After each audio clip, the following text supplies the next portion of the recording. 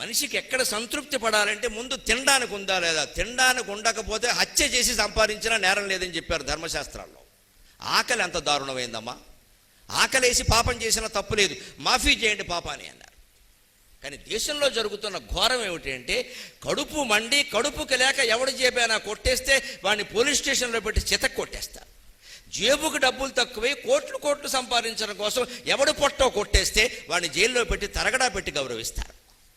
ఒక 50 ఏళ్ళు విచారిస్తారు, ఎందుకంటే ఈలోపు సాక్ష్యాలు జారిపోవడానికి. కూచుభట్ల ఆనంద్ అనేటువంటి మనిషిని జాతి వివక్ష పేరు మీద హత్య చేసి ఏడాది కాలేదండి, అమెరికా దేశం మొత్తం యావజ్జీవ జైలు శిక్ష వేసి పారేసింది. ఏడాది కాకుండా విదిన్ 9 months, 9 నెలల్లో. ఇక్కడ 90 ఏళ్ళైనా ఎవరికి ఏ శిక్ష పడదండి.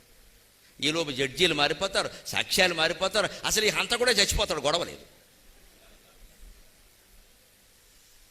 అప్పుడు జడ్జి గారు ఏమంటారంటే, అందుబాటులో ఉన్న సాక్ష్యాధారాలను బట్టి అందుబాటులో ఏం లేవు, మంచినీళ్ళ గ్లాసు తప్ప. అందుబాటులో ఏమున్నాయి అప్పటికే తీసేశారు మొత్తం అన్ని. 20 ఏళ్ళు 30 ఏళ్ళు కేసులు కొనసాగితే అందుబాటులో ఏముండవండి. జడ్జి గారికి మంచినీళ్ళ గ్లాసే ఉంటుంది అందుబాటులో, తాగడమే. ఇది వ్యవస్థ.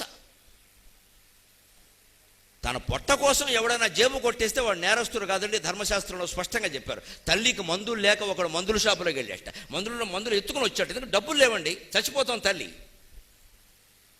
వాడు వెళ్ళి మందుల షాపులో ఎత్తుకొచ్చాడు,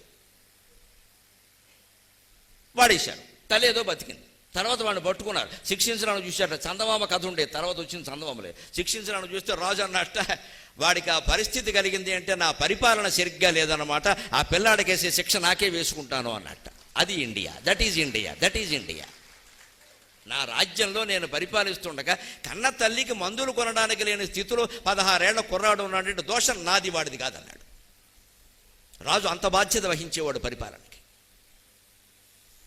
ఇవాళ చిన్న చిన్న దొంగతనాలు చేసి ఎవడైనా 1000 రూపాయలు జేబులోంచి కొట్టేసి ఫీజు కట్టడానికో మందులకో దేనికో ఉపయోగించుకుంటే వాడు నేరస్తుడు, వాడిని ఎవడూ కాపాడలేడు. అసలు ఇవాళ జైళ్లలో బెయిల్కి ఎలా అప్లై చేయాలో తెలియక జైళ్లలో మగ్గుతున్న వారు 1000 మంది ఉన్నారండి. అప్లై చేయాలని తెలియదు వాళ్ళకి. ఎన్ని 100 కోట్లు మింగేసినా సరే ఇంకో 2 కోట్లు బారేస్తే బెయిల్ కూడా వచ్చేసింది కొంతమందికి. శుభ్రంగా మహారాజుల్లో తిరుగుతున్నారు, ఎవడో అడ్డం చెప్పేవాళ్ళు ఏడవాడు ఎక్కడ. శుభ్రంగా తిరుగుతారు. గజ దొంగలు శుభ్రంగా గజం ఎక్కి ఊరేగుతారండి. గజ దొంగలు గజారోహణ చేసి ఊరేగుతారు. మనం చప్పట్లు కొడతాం, ఏళ్ళేస్తాం, వాళ్ళతో సెల్ఫీ దిగుతాం. మనకి బుద్ధి జ్ఞానం ఉంటే కదా, అన్నం తింటే కదా. మనం చప్పట్లు కొడతాం, ఏళ్ళేస్తాం. మా ఊరు వచ్చారండి, మా దగ్గరికే వచ్చాడు. ఎవడమ్మా వచ్చినవాడు, వాడి చరిత్ర ఏమిటి? మనం ఎందుకు సెల్ఫీలు దిగుతున్నాం? ఎవరితో దిగాలి సెల్ఫీ?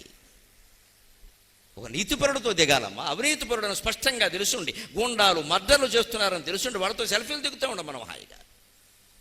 వాళ్ళు మన వాళ్ళని ప్రచారం చేసుకుంటామండి, ఏమి సిగ్గుపడమండి. ఎందుకంటే నాయకులు అయితే చాలు, ఏదైనా చేయి నాయకుడైపో. ఇది మన లోపం కాదా? కనీసం మనం సెల్ఫీలు దిక్కుండా ఉండలేమా? దూరంగా ఉండలేమా? మన మట్టుకు మనకు నీతిగా ఉండలేమా? ప్రవాహంలో పడి కొట్టుకుపోవాలా? గడ్డి పరక పాటి చెయ్యమా? ఉపనిషత్తుల్లో చెబుతారు, మనిషి మోక్షం ఎలా పొందుతాడు? ఈ మహాసముద్రం కదా సంసారం అంటే. ఈ సముద్రంలో గడ్డి పరకల్లాగా మనుషులందరూ కొట్టుకుపోతుంటే మోక్షం ఎలా పొందుతాడని శ్వేతకేతు ఉద్దాలకుండా అడుగుతాడు తండ్రిని. ఆ తండ్రి ఏం చెబుతాడో తెలుసా? బృహదారణ్యకోపనిషత్తులో అద్భుతమైన మాట చెబుతాడు. గడ్డి పరకలు కొట్టుకుపోతున్నప్పుడు ఒక్కసారి చూడవయ్యా, ఓ 25-30 గడ్డి పరకలు కొట్టుకుపోతూ ఉంటే అనుకోకుండా ఈ ప్రవాహ వేగానికో మరి దేనికో ఓ గడ్డి పరక పక్కకి తిరుగుతుందయా. ఆ ప్రవాహంలో ఓ గడ్డి పరక పక్కకి తిరుగుతుంది. కాస్త బలం ఉపయోగించి పక్కకి తిరిగితే ఇక ఈ నీటి ప్రవాహంగానే ఇంకా పక్కకి వెళ్ళిపోయి అది గట్టెక్కేస్తుందయా. నువ్వు ఆ గడ్డి పరకగా ఎందుకు ఉండలేకపోతున్నావు అని అడిగాడు ఖచ్చితంగా. కొట్టుకుపోయే గడ్డి పరకల్లో మనం ఎందుకుంటామండి? పక్కకెళ్ళే గడ్డి పరకలో ఉండలేమా? పక్కకెళ్ళే ప్రయత్నం చేయలేమా?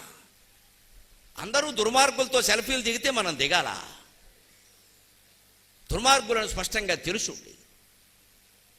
మనకెందుకా గొడవ? ఈ దేశంలో షుగర్ లేదండి, బీపీ లేదండి, హార్ట్ అటాక్ లేవండి.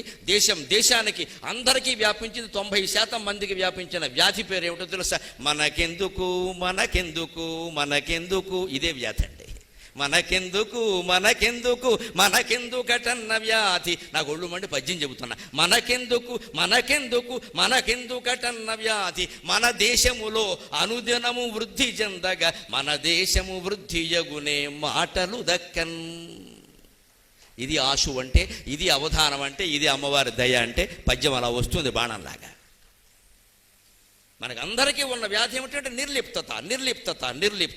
మనకెందుకు అవన్నీ అనవరే, నువ్వు లోపలికి వచ్చేవరే, మనకెందుకు వచ్చింది, దా అమ్మవారు పూజ చేసుకుందాం.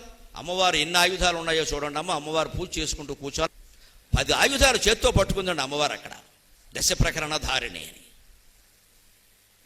ఆయుధాలు పట్టుకున్న మనుషుల్లో, అమ్మవారి భక్తుల్లో మనం ఉండగలిగితే దేశంలో అవినీతి జరుగుతుందా? మనమే ప్రోత్సహిస్తాం, మనమే సహకరిస్తాం, మన పని మనకి అయిపోతే చాలు. వాడు ఎవడైతే మన పని అయిపోతే చాలు. మనకెందుకు మళ్ళీ తిరిగి వాడికే ఓటేస్తాం.